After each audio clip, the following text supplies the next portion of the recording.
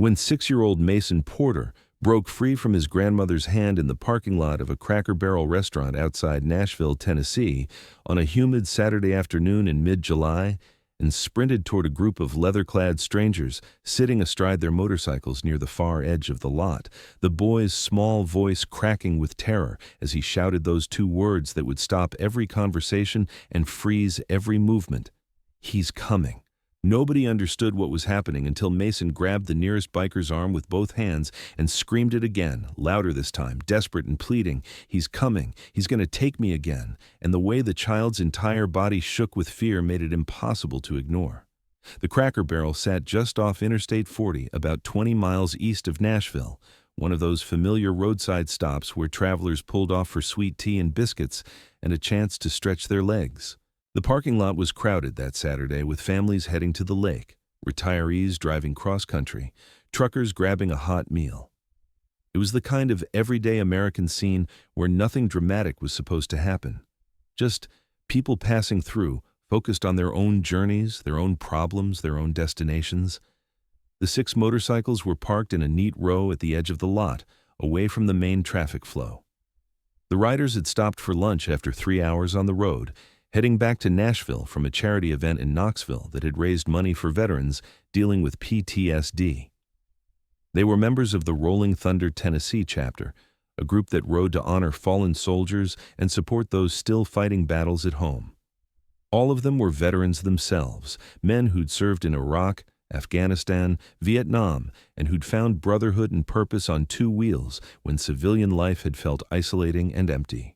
Carter Reeves was standing beside his road king, pulling off his riding gloves and looking forward to a plate of chicken and dumplings when he heard the running footsteps.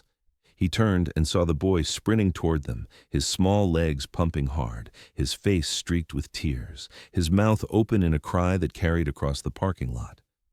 The child couldn't have weighed more than 50 pounds, wearing cargo shorts and a Captain America t-shirt that was damp with sweat, his sneakers untied and flapping as he ran.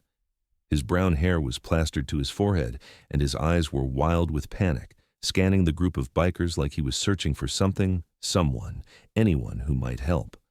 Carter was 53 years old, a former Army Ranger with 26 years of service, including 4 deployments to Afghanistan. He was 6 feet tall with broad shoulders, a gray beard, and the kind of weathered face that came from years of hard living and harder choices. His black leather vest bore the Rolling Thunder patches along with his military service ribbons and a purple heart pin. He'd seen combat, had lost brothers in firefights, had come home with scars both visible and invisible. He knew what desperation looked like. He knew what terror looked like. And this kid was absolutely terrified. The boy reached Carter and grabbed his arm with both small hands, his fingers digging in with surprising strength, his whole body trembling. "He's coming," the child gasped, struggling to breathe through his sobs. "He's coming. He's going to take me again. Please don't let him take me, please." Carter dropped to one knee immediately, bringing himself to the boy's eye level, his hands steady on the small shoulders. "Hey, buddy." "Slow down," Carter said, his voice calm and firm, the same tone he'd used with frightened civilians in war zones. "You're safe right now. Tell me what's happening. Who's coming?" "The bad man," Mason sobbed, his words tumbling out in a rush. "The man who took me before. Grandma said he can't hurt me anymore, but he's here. I saw him inside, and he looked at me and smiled like he was going to take me again, and I got so scared I ran." Carter's blood went cold. The other 5 riders had gathered around now, forming a protective semicircle. Jax, the chapter vice president and a former Marine, was already scanning the parking lot with the kind of tactical awareness that never fully went away. Diesel, their road captain and an Iraq war veteran, had his phone out. Smoke, their sergeant-at-arms, had moved to position himself between the restaurant entrance and the group. These were men trained to respond to threats, men who'd spent years in situations where seconds mattered and hesitation cost lives. "What's your name, son?" Carter asked, keeping his voice gentle despite the adrenaline starting to pump through his system. "Mason. Mason Porter." "I'm 6. The boy's voice cracked. "My grandma's inside.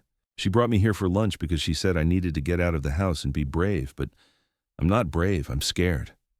"Mason, look at me," Carter said, waiting until the boy's terrified eyes focused on his face. "You did the right thing. You ran to us and asked for help. That was brave. Now I need you to tell me about the bad man. What did he do to you?"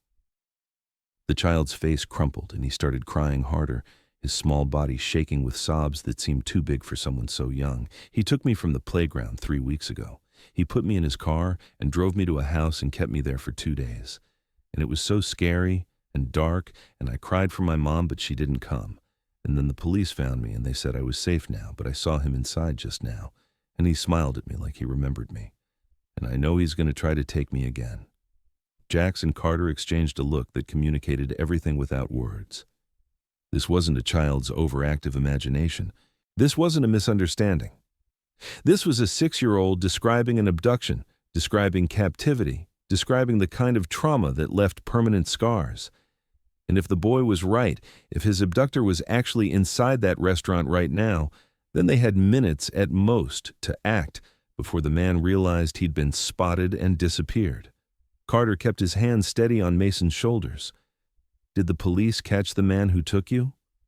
"No," Mason said, his voice small and defeated. "They found me in the house, but he was gone. They've been looking for him, but they didn't find him yet. Grandma said he probably ran far away and wouldn't come back, but I saw him. I know I did." Diesel was already on the phone with 911, his voice low and urgent as he reported a possible sighting of a wanted abduction suspect. Jax had pulled up local news on his phone, scrolling quickly, and within seconds, he found what he was looking for. 3 weeks ago, Mason Porter, 6 years old, taken from a playground in East Nashville. Found 2 days later in an abandoned house in Hermitage, suspect still at large, described as white male, late 30s, medium build, dark hair, last seen driving a gray Honda Accord. Smoke had positioned himself with a clear view of the restaurant entrance, watching everyone who came in or out with the focused intensity of someone trained to identify threats. The other 2 riders, Bear and Wrench, had moved to bracket the group, creating a protective barrier around Mason while maintaining awareness of their surroundings. Carter's mind was racing through options, probabilities, next steps. If Mason was right and his abductor was inside, the man would eventually have to come out. But they couldn't just storm the restaurant, couldn't start a panic, couldn't risk putting other families in danger. They needed to contain the situation until law enforcement arrived, needed to make sure this suspect didn't slip away again, needed to protect this terrified child who'd been brave enough to run for help. "Where's your grandmother now?" Carter asked Mason gently. "Inside, getting our food. We were sitting at a table and I was coloring, and then I looked up and saw him at another table eating pancakes, and he looked right at me and smiled, and I got so scared I just ran. Grandma probably doesn't even know I'm gone yet." Carter made a decision. "Mason, I need you to stay right here with Jax and Bear. They're going to keep you safe. I'm going inside to find your grandmother and make sure she knows you're okay. Can you describe what the bad man looks like?" The boy's description was remarkably detailed for a 6-year-old, likely burned into his memory by trauma. Tall, brown hair that's messy. He has a scar on his chin, like a white line. He was wearing a blue shirt today. He was eating pancakes with a lot of syrup. Carter stood, catching Jax's eye. "Keep him here. Don't let anyone approach. If a man matching that description comes out before I get back with the grandmother, you detain him, whatever it takes." Jax nodded. The Marine in him understood exactly what Carter was authorizing. They were private citizens, not law enforcement, and physically detaining someone carried legal risks. But they were also men who'd taken an oath to protect the innocent, and that oath didn't expire just because they had left the military. If it came down to letting a child predator escape or crossing some legal lines, there wasn't really a choice at all. Carter walked toward the restaurant entrance, his eyes scanning every face in the parking lot, every vehicle, every potential threat.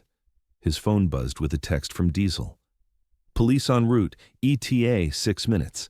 Dispatch advised us to maintain visual if possible, but do not engage." Carter texted back a thumbs up, but knew that if it came down to it, he'd engage without hesitation. Inside the Cracker Barrel, the Saturday lunch rush was in full swing. Families crowded around tables, servers moved efficiently between booths carrying trays of comfort food. The gift shop near the entrance displayed rocking chairs and preserves and all the rural Americana nostalgia the chain was known for.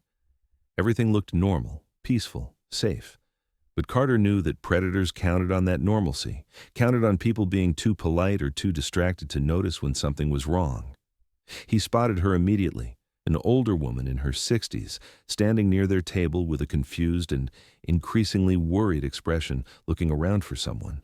Her purse was on the table next to a children's menu with crayons scattered across it. She was asking a server something, her hands gesturing toward the bathroom area, her face tight with concern. Carter approached her carefully, not wanting to startle her. "Ma'am, are you Mason Porter's grandmother?" The woman spun toward him, her eyes going wide when she took in his size, his leather vest, his military bearing. Her first instinct was clearly defensive, protective. "Who are you? Where's my grandson?" "Ma'am, my name is Carter Reeves. I'm with Rolling Thunder, Tennessee. Mason is safe. He's outside with my riding brothers right now. But I need you to come with me immediately, and I need you to stay calm." Her face went pale. What happened? Where is he? Why did he go outside? Carter kept his voice low and steady. Mason saw someone inside this restaurant that he recognized, someone who terrified him. He ran outside looking for help and found us. We've called 911 and police are en route, but I need you to come outside with me now, and I need you to not make a scene that might alert anyone inside. The woman's hand flew to her mouth, her eyes filling with tears. Oh God, him. Mason saw him. I told Mason he was gone. I told him he was safe. I promised him. Carter gently guided her toward the exit, one hand on her elbow, his body positioning himself between her and the dining room. As they walked, his eyes swept the restaurant, looking for a man matching Mason's description. Dark hair, scar on chin, blue shirt, eating pancakes. There were at least 40 people in the dining room, families, couples, solo diners. And then Carter saw him. Corner booth, left side, partially obscured by a decorative room divider. A man in his late 30s with unkempt brown hair, wearing a blue button-down shirt. He was eating pancakes methodically, his eyes down on his plate, his posture relaxed. But there was something in the way he sat, something in the careful way he wasn't looking around, that triggered Carter's threat assessment instincts. This was someone trying to appear invisible, trying not to draw attention. Carter couldn't see a scar from this angle, couldn't confirm it was the right person, but his gut told him this was the man. 26 years of combat experience had taught him to trust that gut. He steered Mason's grandmother outside quickly, his heart rate elevated but his movements calm and controlled. The moment they were through the door, the woman broke down, tears streaming down her face as she saw Mason standing in the protective circle of bikers, safe but still visibly shaking. "Grandma," Mason cried, and tried to run to her, but Jax kept a gentle hand on his shoulder. Carter spoke quietly to Jax. Corner booth inside, left side behind the divider, blue shirt, brown hair, eating pancakes. Can't confirm the scar, but the profile matches. He's alone and hasn't made any moves yet.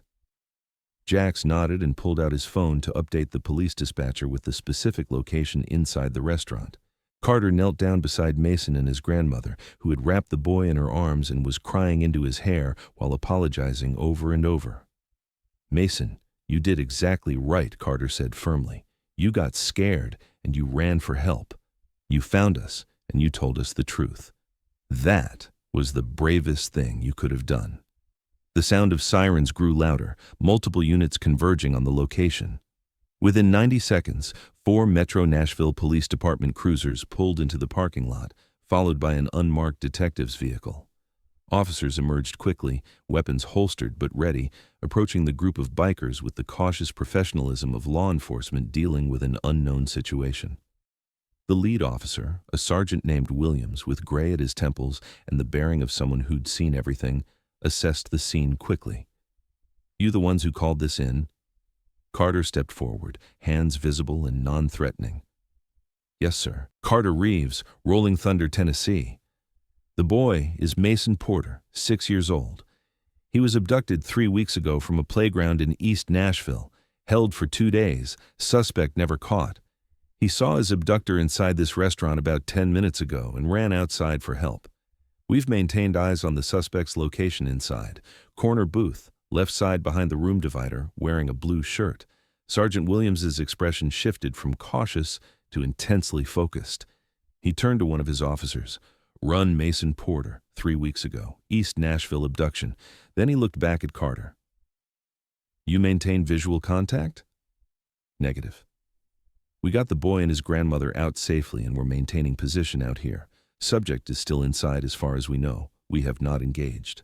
Williams nodded, respect in his eyes despite the unusual circumstances. Good. Stand by. 2 officers will stay with the family. The rest of us are going in. The grandmother clutched Mason tighter as 4 officers moved toward the restaurant entrance with controlled urgency, their movements coordinated and deliberate. Sergeant Williams spoke into his radio, alerting dispatch that they were entering the location to apprehend a possible abduction suspect, requesting backup to secure the perimeter and prevent any escape attempts through rear exits or kitchen access points. The 2 officers who remained outside positioned themselves strategically, one staying with Mason and his grandmother, while the other moved to cover the main entrance from an angle that allowed visual confirmation of anyone exiting. Carter and his riding brothers maintained their protective formation around the family, not interfering with police procedure, but making it clear through their presence that this child was under their protection now. Mason had stopped crying, but his small body was still trembling against his grandmother's chest, his fingers twisted into the fabric of her blouse with the desperate grip of someone afraid to let go. The boy kept glancing toward the restaurant entrance, watching for any sign of the man who had stolen 2 days of his life and 3 weeks of his peace.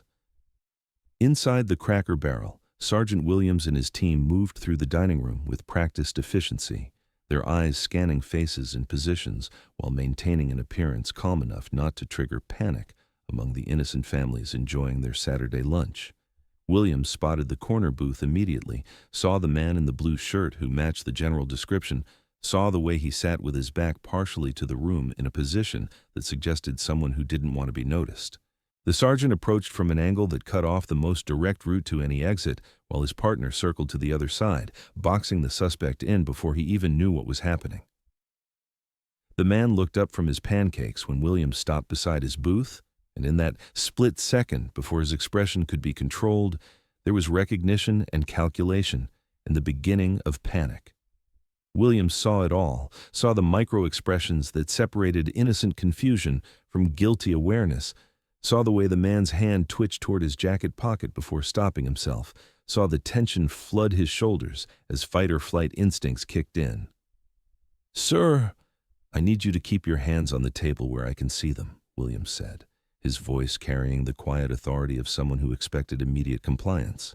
The man's eyes darted left and right, assessing exits and distances and possibilities, but Williams's partner had already moved into position on the other side, and there was nowhere to go.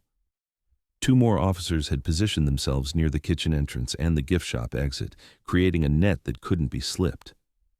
"What's this about?" the man said, his voice tight with forced casualness. "I'm just having lunch." "Keep your hands on the table," Williams repeated, and this time it wasn't a request.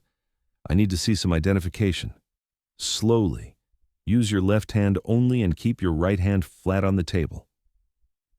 The man complied, moving with exaggerated slowness as he pulled a wallet from his jacket pocket and extracted a driver's license. Williams took it without touching the man's hand, glanced at the name, and felt the confirmation settle into his gut like a stone. Christopher Hayes, 38 years old, last known address in Hermitage.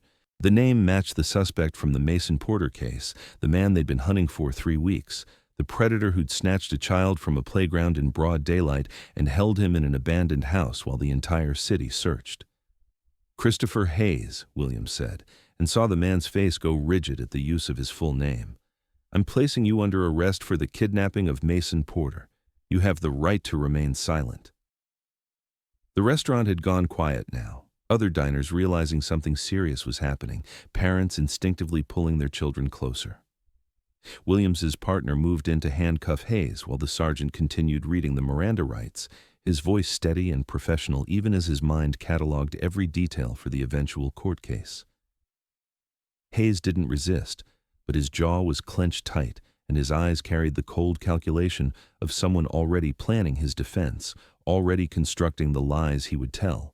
Outside, Mason heard the change in the restaurant's ambient noise through the open door, heard the sudden quiet that meant something had happened.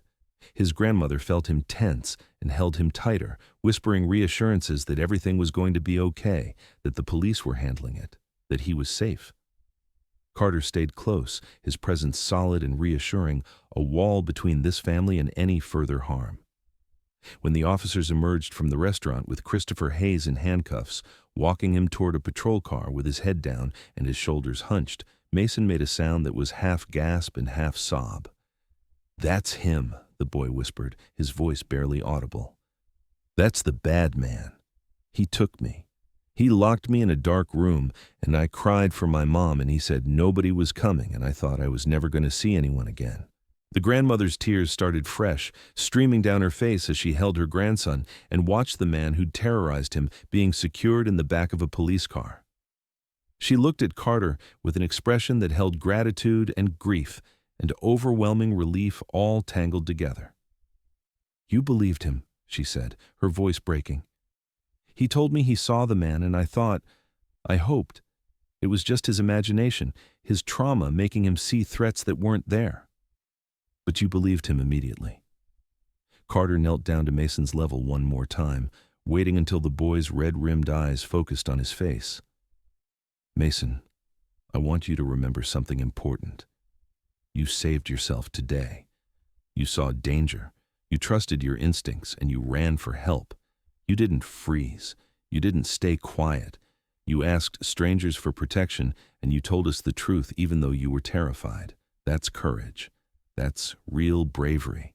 And because you were brave, that man can't hurt you or any other kid ever again." Mason nodded slowly, some of the tension leaving his small body. His grandmother thanked Carter and the other riders with words that couldn't fully capture what she felt, thanking them for believing a frightened child, for creating a safe space when her grandson needed it most, for being willing to stand between a predator and his intended victim. Sergeant Williams approached the group after Hayes was secured, his expression serious, but carrying a hint of something that might have been admiration. He addressed Carter directly while speaking loud enough for all the riders to hear. "Gentlemen, what you did today was textbook civilian intervention. You provided immediate protection, you contacted authorities, you gathered information without engaging the suspect, and you maintained scene security until we arrived. You potentially saved this child from a second abduction, and you helped us apprehend a dangerous predator who's been evading capture for 3 weeks. The department owes you a debt of gratitude." Carter shook the sergeant's hand, but deflected the praise. "The kid's the hero, Sergeant. He recognized his abductor, he made the decision to run for help, and he had the courage to speak up even when he was scared out of his mind. We just happened to be standing in the right place when he needed someone to believe him." Williams nodded and turned his attention to Mason and his grandmother, explaining that they would need to come to the station to give formal statements, that detectives from the original case would want to interview Mason again, now that the suspect was in custody, that there would be court proceedings eventually, but that the most important thing right now was that the boy was safe and the threat was neutralized. He assured the grandmother that victim services would be available, that counseling resources would be provided, that the department understood the trauma Mason had experienced and would do everything possible to support his recovery. As the police began processing the scene and taking statements, as Hayes sat silent and defiant in the back of the patrol car, refusing to make eye contact with anyone, as restaurant staff gave their own accounts of what they had witnessed, the 6 members of Rolling Thunder, Tennessee, stayed with Mason and his grandmother until they were ready to leave with the police. The riders formed a protective escort as the family walked to the detective's vehicle, their presence both symbolic and practical, a physical barrier between this vulnerable child and a world that had proven dangerous. Before Mason climbed into the car with his grandmother, he turned back to Carter and asked a question in his small voice. "Are you going to be okay, you and your friends? The man didn't hurt you because of me?" Carter felt his throat tighten at the question, at the 6-year-old's concern for the adults who'd helped him, at the kindness that trauma hadn't managed to extinguish. "We're more than okay, buddy. We're proud we got to help you today. And I want you to know something." He pulled a card from his wallet, one that had the Rolling Thunder, Tennessee contact information and the organization's mission statement about honoring veterans and supporting those who've served. When you're older, if you ever need anything, you call this number. Rolling Thunder takes care of people who show courage under pressure, and you've got more courage than most adults I know. Mason took the card with both hands like it was something precious, something valuable. He looked at the motorcycle emblem printed on it and then back at Carter. When I grow up, can I ride a motorcycle like you? If your mom and grandma say it's okay, then yeah, kid, you can ride with us. Carter smiled, the expression softening his weathered face. But until then, you keep being brave. You keep trusting your instincts. And you remember that when something feels wrong, it's okay to speak up and ask for help. The world needs people who are willing to say when they see danger, people who don't stay quiet because it might be awkward or embarrassing. You did that today, and you probably saved other kids from the same man who hurt you. The detective's car pulled away with Mason and his grandmother inside. The boy's small hand pressed against the window in a wave that the 6 riders returned with solemn respect. They stood in the parking lot as the police finished their work, as the restaurant slowly returned to normal operations, as families who'd witnessed the arrest gathered their children closer and had quiet conversations about stranger danger and the importance of listening when kids say they're scared. Jax lit a cigarette and exhaled slowly, the adrenaline of the past hour finally beginning to fade. That could have gone a lot worse, he said quietly. If the kid hadn't run outside, if he'd stayed frozen in fear, Hayes could have walked out of here and disappeared again. Diesel nodded, his jaw tight with the kind of anger that came from knowing how close they'd come to another tragedy. 3 weeks that predator was free. 3 weeks he could have been planning another abduction. And he walks into a family restaurant like he's got nothing to hide, like he didn't steal a kid and traumatize him for life. Carter leaned against his bike, his mind replaying the moment Mason had grabbed his arm, the terror in those young eyes, the desperate plea for someone to believe him. The system failed that boy the first time, he said, failed to protect him, failed to catch his abductor fast enough, but he didn't fail himself. He saw danger, he acted, and he survived. Twice. That's something to build on. The riders mounted their motorcycles eventually, engines rumbling to life with the distinctive Harley sound that had drawn Mason's attention in the first place.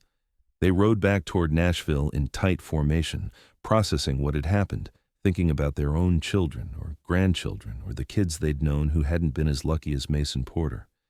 They thought about the random chance of being in the right place at the right time, about the responsibility that came with being someone a frightened child saw as safe enough to approach, about the importance of taking kids seriously when they said they were scared.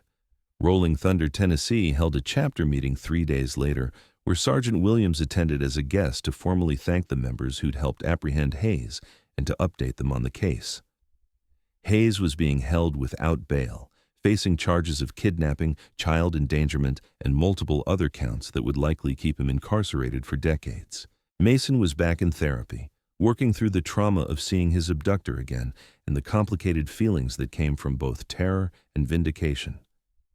His grandmother reported that the boy talked constantly about the bikers who'd believed him, who'd protected him, who'd made him feel like his fear was valid and his courage was real. The chapter voted unanimously to establish a program they called Safe Haven, partnering with local schools and community centers to teach children that asking for help from adults, even strangers, was acceptable and smart when they were in genuine danger. They worked with child safety advocates to create materials that taught kids the difference between stranger danger in normal circumstances and stranger assistance in emergencies.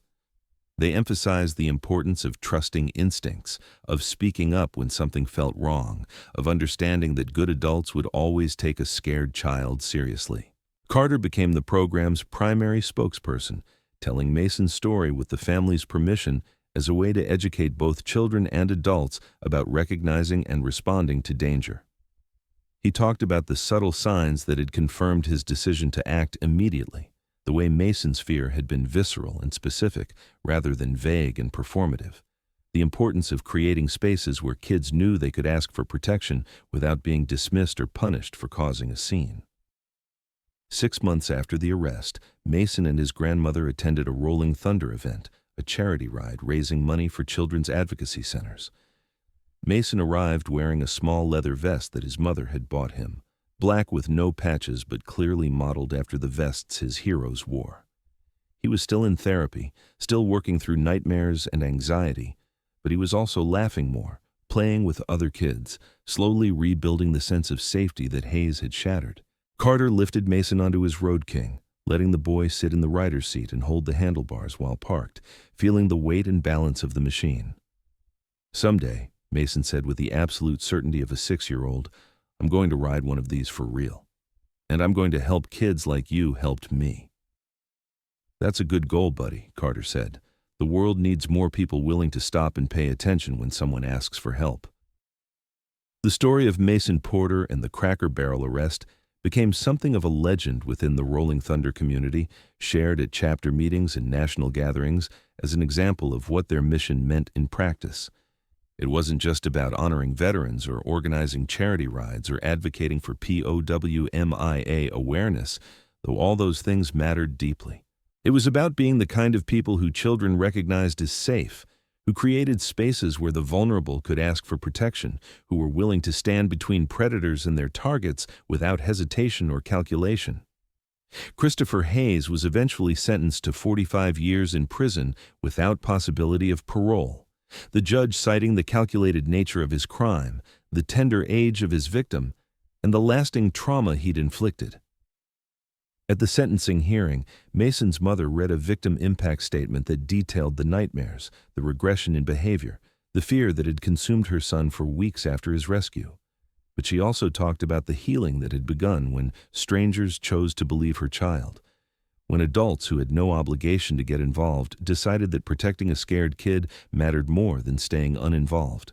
Mason attended the sentencing with his family, sitting between his mother and grandmother in the courtroom gallery. When Hayes was led away in handcuffs to begin his sentence, the boy didn't cheer or celebrate. He simply nodded once, a small gesture of acknowledgement that this chapter was finally closed, that the man who'd haunted his nightmares would never have the chance to hurt him or anyone else again. Carter sat in the back of the courtroom, having been subpoenaed to testify about the apprehension, about Mason's demeanor when he'd run to the bikers for help, about the recognition and terror that had been unmistakable in the child's face. After the sentencing, Mason's mother approached him in the hallway, her eyes red from crying, but her expression carrying something that looked like peace. "You gave me back my son," she said simply, "not just physically but emotionally. You taught him that the world has good people in it, that asking for help works, that courage gets rewarded. That's a gift I can never repay." Carter shook his head gently. "Your son gave himself back. He survived 2 days of captivity. He had the courage to speak up when he saw danger again. He ran toward help instead of freezing. Those are all choices he made. We just happened to be standing there when he needed us." "But you were standing there," she insisted. "You were willing to listen to a terrified child. You took him seriously. You didn't dismiss his fear or tell him he was imagining things. Do you know how rare that is? How many adults would have told him to calm down, to go back inside, to stop causing a scene?" Carter thought about that question, about the dozens of people who'd been in that parking lot when Mason ran outside, about the families who'd probably noticed a crying child and assumed it was a tantrum or a stubborn kid who didn't want to leave the toy section. He thought about how easy it would have been to dismiss Mason's fear as trauma-induced paranoia, to assume the boy was seeing threats that didn't exist. He thought about how close they'd all come to letting a predator walk away simply because believing a child required more effort than staying uninvolved. Years later, on the 10-year anniversary of Mason's rescue, Rolling Thunder, Tennessee organized a memorial ride that attracted over 200 motorcycles from chapters across the Southeast. They rode from the Cracker Barrel, where it all began, to the courthouse where Hayes had been sentenced, to the Children's Advocacy Center that had helped Mason heal. Mason, now 16 years old and 6 feet tall, rode on the back of Carter's bike, his arms wrapped around the man who'd been the first to believe him, who'd become a mentor and father figure, and proof that family could be chosen rather than born. At the end of the ride, at a community center where local families had gathered to learn about child safety and the importance of listening when kids reported feeling unsafe, Mason stood at a microphone and told his story. He talked about being 6 years old and terrified, about recognizing the man who'd stolen him, about making the split-second decision to run for help. He talked about the bikers who'd formed a wall of protection around him, who'd called police, who'd made sure his abductor couldn't escape. He talked about learning that courage wasn't the absence of fear, but the decision to act despite it. And he talked about what he wanted people to remember from his experience. When a child tells you they're scared, believe them. When a kid says something feels wrong, take them seriously. When someone small and powerless asks for protection, you provide it without question or hesitation. Because sometimes that moment of belief, that decision to listen, that willingness to get involved even when it's inconvenient, is the difference between a child going home safe and a child disappearing forever. The audience listened in absolute silence. Parents holding their children closer, teenagers paying attention in a way they rarely did, adults confronting the uncomfortable reality that predators counted on apathy and that intervention required courage most people preferred not to need. Mason finished his speech by thanking Carter and Rolling Thunder for showing him that the world contained more good people than bad, that asking for help was brave rather than weak, and that sometimes the people who looked most intimidating were actually the safest to approach when danger was real. Carter stood at the back of the room, watching this young man who'd grown from a terrified 6-year-old into someone confident and purposeful and determined to help other kids feel less alone. He thought about the randomness of it all, about being in a specific parking lot at a specific moment when a specific child needed help. He thought about how easily the whole situation could have gone differently, about all the small decisions that had led to Mason's rescue and Hayes' capture. And he thought about the responsibility that came with being someone a frightened child saw as trustworthy, about the obligation to live up to that trust even when it was inconvenient or risky or legally complicated. Mason found Carter after the event, shaking hands and hugging supporters and thanking people for coming. The teenager was taller than Carter now, his voice deeper, his face showing the first hints of the man he would become. But his eyes still held the same intensity they'd had at 6, the same determination to be seen and heard and taken seriously. "I'm enlisting next year," Mason said. "Army, like you. I want to serve. I want to be someone who protects people who can't protect themselves." Carter felt pride swell in his chest, mixed with the protective concern of someone who knew what military service cost. "That's a good path," he said. "A hard path, but good. You'll make a fine soldier."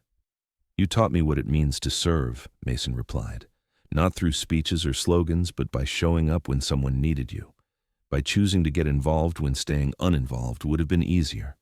By believing a scared kid even though you had no proof except his word. That's the kind of person I want to be." And that was the truth at the heart of everything, wasn't it? That ordinary people faced with moments of decision could choose courage or convenience, could choose belief or dismissal, could choose to act or to look away. That a child's safety sometimes depended entirely on whether an adult was willing to take them seriously, to cause a scene, to risk being wrong in exchange for the possibility of being right. The communities stayed safe not through perfect systems, but through imperfect people who decided that protecting the vulnerable mattered more than protecting their own comfort. That sometimes the most heroic thing someone could do was simply listen when a frightened child said, "Please help me," and then do everything in their power to make sure that help arrived before it was too late.